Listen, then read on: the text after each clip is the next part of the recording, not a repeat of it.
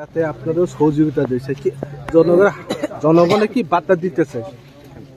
আমরা বলতে চাই এখানে যে দাবিগুলি নিয়ে আগরতলা টু দিল্লি যাত্রা, এই দাবিগুলি শুধুমাত্র ত্রিপুরা অংশের মানুষের দাবি নয়, এটা সমগ্র ত্রিপুরাবাসীর দাবি। কেননা আপনি দেখুন, আজকে সারা ত্রিপুরা রাজ্যে অবৈধ অনুপ্রবেশকারী বাংলাদেশিরা যেভাবে আমাদের ভূখণ্ডে ঢুকে গেছে, শুধু ত্রিপুরা নয়, আসাম এবং নর্থ ইস্টের মধ্যে ঢুকে গেছে। এরা ঢুকে কিছু অসাধু লোকের মারফতে টাকা পয়সা দিয়ে জাল আইডি কার্ড, জাল আধার কার্ড বানিয়ে আমাদের রাজ্যের ভূখণ্ড সেখানের মধ্যে দখল করে রেখেছে এবং তাদের বংশ বিস্তার করে তাদের জনসংখ্যা বৃদ্ধি করছে। কিন্তু দেখা যাচ্ছে যে এখানে যারা ত্রিপুরা অংশের মানুষ, তাদের আত্মজীবন, তাদের ভূখণ্ডই যে সেখানের মধ্যে ক্ষতিগ্রস্ত হবে তা না, এখানে বাঙালি অংশের মানুষেরও আজকে আমাদের এখন এই অবস্থা। আমার ছেলে, আমার নাতি, এদের পরবর্তী প্রজন্ম সব তো বাংলাদেশে অনুপ্রবেশকারী এসে দখল করে বসে থাকবে। আমার ছেলে কোথায় থাকবে? আমার মাতৃভূমিতে আমরা সেখানে যাযাবর হয়ে যাব, এটা কখনো মেনে নেওয়া যায় না। আমরা বাঙালি, আমরা সেই কারণে সাপোর্ট করি এই আন্দোলনকে এবং ঋষিমুখ বিলোনিয়া থেকে আমরা ছুটে এসেছি শুধুমাত্র এই কারণে, যতক্ষণ পর্যন্ত অবৈধ অনুপ্রবেশকারীদেরকে বাংলাদেশে পুশব্যাক করা না হবে, যতক্ষণ পর্যন্ত আমরা এই বাঙালি অংশের জনগণ আমরা বিশ্বাস করি এই আন্দোলন সঠিক আন্দোলন, এই আন্দোলন সেখানের মধ্যে ন্যায্য আন্দোলন। এই আন্দোলনকে আজকে আপনাদের মারফতও আমরা সমগ্র বাঙালি অংশের মানুষের কাছে, বিশেষ করে নওজোয়ান নতুন প্রজন্মের কাছে আপিল করব যে ভাই, এই আন্দোলনকে কোনো পলিটিক্যাল আন্দোলন হিসেবে নিও না। এই আন্দোলন তোমার আমার বাঁচা মরার অধিকারের রক্ষার লড়াই। কারণ তুমি তোমার নিজের মাতৃভূমিতে যাযাবর হয়ে যাবে, আমার ছেলে যাযাবর হয়ে যাবে, সমস্ত ভূখণ্ড ওই বাংলাদেশিরা সেখানের মধ্যে দখল করে নেবে, আমার নাতি সেখানের মধ্যে দখল করে নেবে। এর বিরুদ্ধে এখনই সেখানে রুখে দাঁড়ানো উচিত। কেননা আমরা দেখেছি বিভিন্ন সময় বিভিন্ন পলিটিক্যাল পার্টিগুলি, বিশেষ করে সিপিআইএম দল, সেখানে রাজনৈতিক স্বার্থে, তার ক্ষমতা দখলের স্বার্থে সেখানে ত্রিপুরা এবং বাঙালির মধ্যে বিভিন্ন সময় দাঙ্গা লাগিয়ে দেয়, ত্রিপুরা অংশের মানুষকে বিভ্রান্ত করে। বাঙালি এলাকায় গিয়ে ত্রিপুরা অংশের মানুষের বিরুদ্ধে বলে, আবার ত্রিপুরা অংশের মানুষ এখানে এসে বাঙালিদের বিরুদ্ধে বলে। এরা চায় না ত্রিপুরার মানুষের স্বার্থ, এরা চায় না ত্রিপুরার মানুষ ভালো থাকুক। এরা সেখানে শুধুমাত্র এদের একটাই উদ্দেশ্য, ক্ষমতার মসনদ, ক্ষমতাতে টিকে থাকা। আমরা আজকে এই আগরতলা থেকে এই লম্বা পদযাত্রায় সেখানে এই কাঠফাটা রৌদ্রের মধ্যে ডেভিড মুরা সিং ভাইয়ের নেতৃত্বে যে গণ আন্দোলন, এটা আন্দোলন নয়, এটা গণ আন্দোলন, এটা সেখানে নর্থ ইস্টের মধ্যে একটা বিপ্লব স্থাপন করতে চলেছে। এটা নর্থ ইস্টের মধ্যে একটা ঐতিহাসিক আন্দোলনে রূপান্তরিত হতে চলেছে। এই আন্দোলন বাঁচা মরার অধিকারের লড়াই, এই আন্দোলন আত্মমর্যাদা রক্ষার লড়াই, এই আন্দোলন ভিটে মাটির লড়াই। এই আন্দোলনকে যদি কেউ সেখানে ইগনোর করে, এই আন্দোলনকে যদি কায়েমি স্বার্থের কাছে বশীভূত হয়ে এই আন্দোলনকে সেখানে সাপোর্ট না করে, আমরা মনে করব সবচাইতে বড় বরবুক ওইরা, সেটা হোক ত্রিপুরা হোক বাঙালি, সবার কাছে আজকে আপিল করব।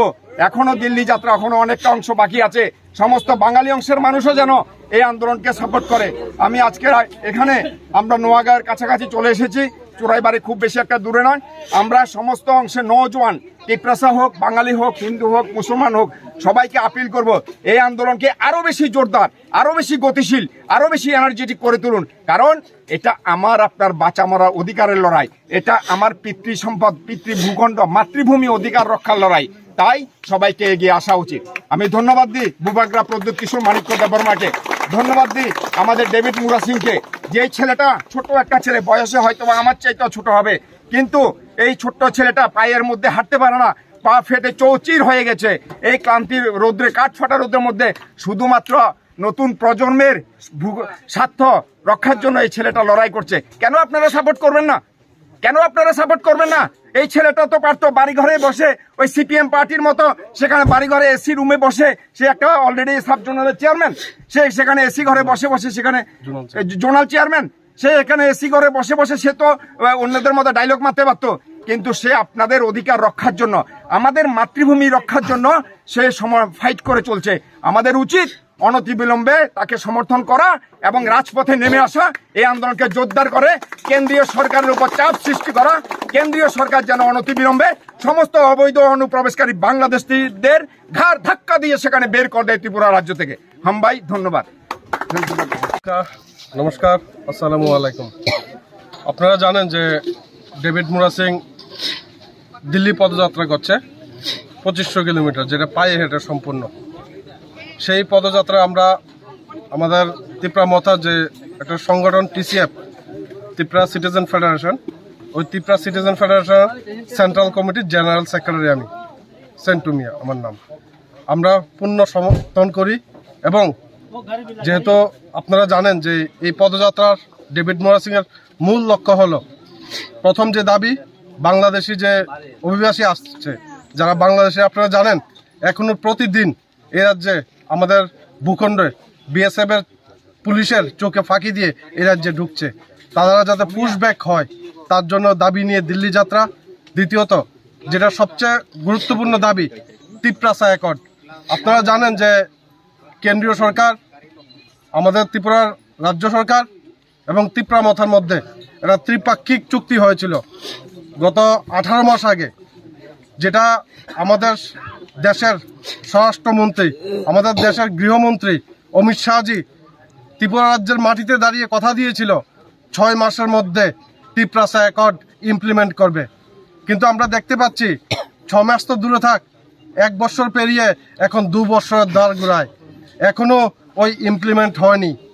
তাই আমরা ডেভিড মোরা সিং এর নেতৃত্বে এই রাজ্যের ত্রিপ্রাসাদের আওয়াজ, এই রাজ্যের ভূমিপুত্রদের আওয়াজ যাতে কেন্দ্রীয় সরকারের কানে পৌঁছে, যাতে কেন্দ্রীয় সরকার সেটাকে কর্ণপাত করে, তার জন্য একটা জীবন মরণ দিয়েছে ত্রিপ্রাসাদের উন্নতির জন্য।